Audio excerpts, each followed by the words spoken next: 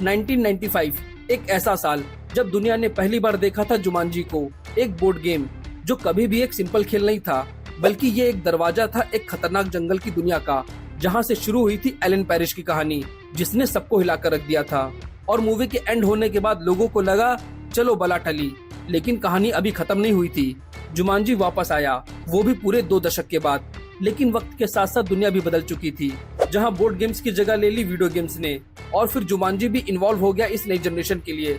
जहां इस वीडियो के थ्रू आज हम खोलने वाले हैं Jumanji welcome to the jungle के 10 शॉकिंग हिडन और बिहाइंड द सीन फैक्ट्स, जो दिखाएंगे कि ये फिल्म सिर्फ एक एडवेंचर राइड नहीं थी, बल्कि एक गेम था जो स्क्रीन के सामने भी खेला गया और बिहाइंड द स्क्रीन भी, जिसमें आप जानेंगे कि क्यों ओरिजिनल जुमांजी के बाद इसके सीक्वल को बनने में 20 साल लग गए।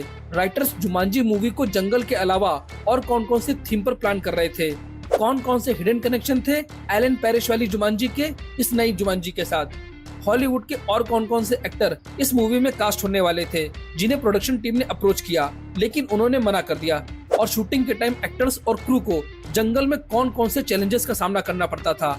जुमांजी वेलकम टू द जंगल इस मूवी को रिलीज किया गया था 20 दिसंबर 2017 को, जिसे डायरेक्ट किया था जैक कैसिडन ने, जिन्होंने इससे पहले bad teacher, sex tape, walk hand और रेड वन जैसी मूवीज को डायरेक्ट किया है।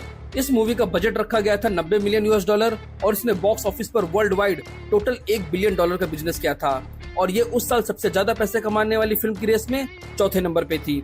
2017 में सबसे ज्यादा पैसे कमाने वाली टॉप 4 मूवीज थी Beauty and the Beast, the Fate of the Furious, Despicable Me 3 और Jumanji welcome to the jungle.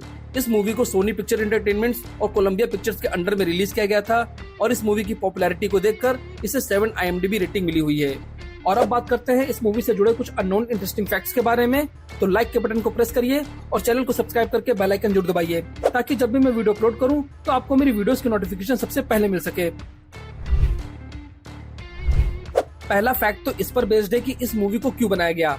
तो 1995 की जुमांजी रॉबिन विलियम्स की वजह से एक टाइमलेस क्लासिक बन गई थी, लेकिन उस फिल्म के बाद हॉलीवुड के पास हमेशा से एक सवाल था कि क्या इस दुनिया को दोबारा से एक्सप्लोर किया जा सकता है, एक सीक्वल जो रिस्पेक्ट करे ओरिजिनल एलन पैरिश वाली कहानी को और साथ ही एक मॉडर्न ट्विस्ट भी लाए। तो इसको बनाने का असली रीजन ये था, एक नॉस्टैल्जिक ट्रिब्यूट पुराने फैंस के लिए और एक फ्रेश एडवेंचर नए ऑडियंस के लिए। फिर बात करते हैं कि इसको बनाने में 20 साल कैसे लग गए, मतलब पूरे 2 डिकेड बीत गए, फिर भी ना इस मूवी का कोई सीक्वल और प्रीक्वल आया। तो पुरानी वाली जुमांजी के हिट होने के बाद हॉलीवुड में इसके सीक्वल को बनाने की प्लानिंग शुरू हो गई थी, पर यह काम आसान नहीं था, क्योंकि फैंस के लिए जुमांजी सिर्फ एक मूवी नहीं बल्कि एक चाइल्डहुड मेमोरी थी, और अगर गलती से भी बुरा रीमेक बन जाता तो लोग कहते कि पुरानी फिल्म की लेगेसी को स्पॉइल कर दिया। इसीलिए प्रोड्यूसर्स ने डिसाइड किया कि हम इसकी कॉपी नहीं बनाएंगे, बल्कि एक नई कहानी बनाएंगे जो पहली जुमांजी मूवी से कनेक्टेड हो। और इसके बाद इस मूवी पे काम करना शुरू कर दिया गया। कई सारी स्क्रिप्ट लिखी गई, कई सारे वर्जन लिखे गए, जिसमें कुछ स्क्रिप्ट के अकॉर्डिंग जुमांजी को स्पेस में पहुंचा दिया गया और कुछ में जुमांजी फ्यूचरिस्टिक आइडिया पर बेस्ड था, लेकिन कोई भी स्टोरी ऑडियंस के लेवल तक परफेक्ट नहीं लग रही थी। फिर 2015 के बाद फाइनली एक सॉलिड कॉन्सेप्ट निकाला गया जो पुराने बोर्ड गेम को एक वीडियो गेम में ट्रांसफर कर रहा था, और यहीं से Jumanji welcome to the jungle का आइडिया बॉर्न हुआ। बात करें इस मूवी की कास्टिंग की, तो इस मूवी की कास्टिंग का प्रोसेस भी काफी इंटरेस्टिंग था, जहां कुछ चॉइसेस ऐसी भी थी जो ऑडियंस के लिए सरप्राइजिंग हो सकती थी। जहां ड्वेन जॉनसन और केविन हार्ट ये दोनों एक्टर्स पहले से ही प्रोड्यूसर्स की फर्स्ट चॉइस थे, क्योंकि इन दोनों की केमिस्ट्री सेंट्रल इंटेलिजेंस मूवी में ऑलरेडी कंफर्म हो गई थी, जिसको देखने के बाद सोचा गया कि एक्शन कॉमेडी के लिए ये डुओ परफेक्ट फिट है। लेकिन इन दोनों की कास्टिंग के बाद भी इनके रोल के लिए और भी एक्टर्स का नाम कंसिडर किया जा रहा था, जिसमें चैनिंग टॉटम को द रॉक के रोल के लिए और एडी मर्फी को केविन हार्ट के रोल के लिए प्लान किया जा रहा था। लेकिन प्रोड्यूसर्स की पहली पसंद ड्वेन जॉनसन और केविन हार्ट ही थे, जहां मेकर्स को पूरी तरह यकीन था कि ड्वेन जॉनसन और केविन हार्ट एक्शन कॉमेडी के लिए परफेक्ट फिट हैं। फिर बात करते हैं रूबी राउंडहाउस के रोल के लिए। तो इस रोल के लिए पहले एमिली ब्लंट को कंसीडर किया जा रहा था, लेकिन शेड्यूल कॉन्फ्लिक्ट की वजह से ये ऑप्शन पॉसिबल नहीं हो पाया, और एक टाइम पर इनिशियली टॉम हैंक को प्रोफेसर ओब्रॉन का रोल ऑफर हुआ था, लेकिन उन्होंने स्मॉल रोल की वजह से इसे रिजेक्ट कर दिया, और बाद में मेकर्स ने इसी कास्टिंग को लॉक करके मूवी रिलीज कर दी, जिसके बाद जैक ब्लैक को कॉमेडी किंग माना गया, कारेन ग्लीन एक्शन सीन्स में स्ट्रॉन्ग और कॉन्फिडेंट लगी, और निक जॉनस टीनेज क्रश के लिए एकदम परफेक्ट फिट निकले, और इसी कॉम्बिनेशन ने जुमांजी की कास्टिंग को एकदम मेमोरेबल बना दिया। हर फिल्म का एक सफर होता है, और उस सफर की शुरुआत होती है उसके टाइटल से। जब 2017 की जुमांजी बन रही थी तो उसका असली नाम जुमांजी द नेक्स्ट लेवल रखा गया, जिसका टाइटल सुनते ही लगता है जैसे कहानी एक नए चैप्टर में एंटर कर रही है, एक नई जर्नी, एक नया लेवल। लेकिन असल में ये नाम परफेक्टली मैच करता था मूवी के वीडियो गेम वाले कॉन्सेप्ट से। लेकिन मार्केटिंग टीम ने एक रिस्की डिसीजन लिया। उन्होंने सोचा ऑडियंस के लिए सिर्फ एक नेक्स्ट लेवल कहना शायद पावरफुल ना हो, जो एडवेंचर और थ्रिल दोनों को एक लाइन में डिस्क्राइब कर दे। और तब उन्होंने चूज किया वेलकम टू द जंगल, जो इंस्टेंटली बताता था कि मूवी एक वाइल्ड राइड होने वाली है। जहां सबसे बड़ी बात, इस टाइटल ने डायरेक्टली कनेक्ट किया मूवी को जंगल की थीम से। मूवी का सबसे फनी और यूनिक रोल था प्रोफेसर शैली ओबरॉन, जहां वो बाहर से एक मिडिल एज का आदमी दिखता है लेकिन अंदर से एक टीनेजर लड़की था जिसका नाम था बेथने।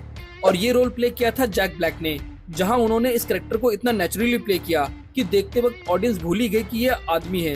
जहां जैक ब्लैक ने इस रोल के लिए अपनी बेटी से इंस्पिरेशन लिया। उन्होंने अपनी बेटी के मैनरिज्म, चलने का स्टाइल और बोलने का तरीका सब ऑब्जर्व किया और वही सब इस रोल में डाल दिया। जहां इस सिंपल ऑब्जर्वेशन और डेडिकेशन की वजह से बेथने का कैरेक्टर फिल्म का हाईलाइट बन गया। बात करें इस मूवी के सबसे खूबसूरत पार्ट की, यानी कार्लिन गिलेन, जिन्होंने रूबी राउंडहाउस का रोल प्ले किया था। लेकिन जैसे ही ऑडियंस ने उनका ये कॉस्ट्यूम देखा तो बहुत लोगों के दिमाग में बस एक ही सवाल आया कि जंगल एडवेंचर में कोई ऐसे आउटफिट कैसे पहन सकता है। जहां इंटरेस्टिंग बात यह है कि रूबी का ये आइकॉनिक कॉस्ट्यूम किसी डिजाइनर ने नहीं बल्कि कार्लिन गिलेन ने खुद सोचा था। जहां उन्होंने डायरेक्टर को खुद सजेस्ट किया था कि कैरेक्टर एक वीडियो गेम अवतार है और वीडियो गेम में फीमेल कैरेक्टर को अक्सर स्टाइलिश, थोड़ा इम्प्रैक्टिकल और आई कैचिंग कॉस्ट्यूम दिए जाते हैं। और इसी लॉजिक के बेसिक पर उन्होंने अपने लुक को डिजाइन करने का आइडिया दिया।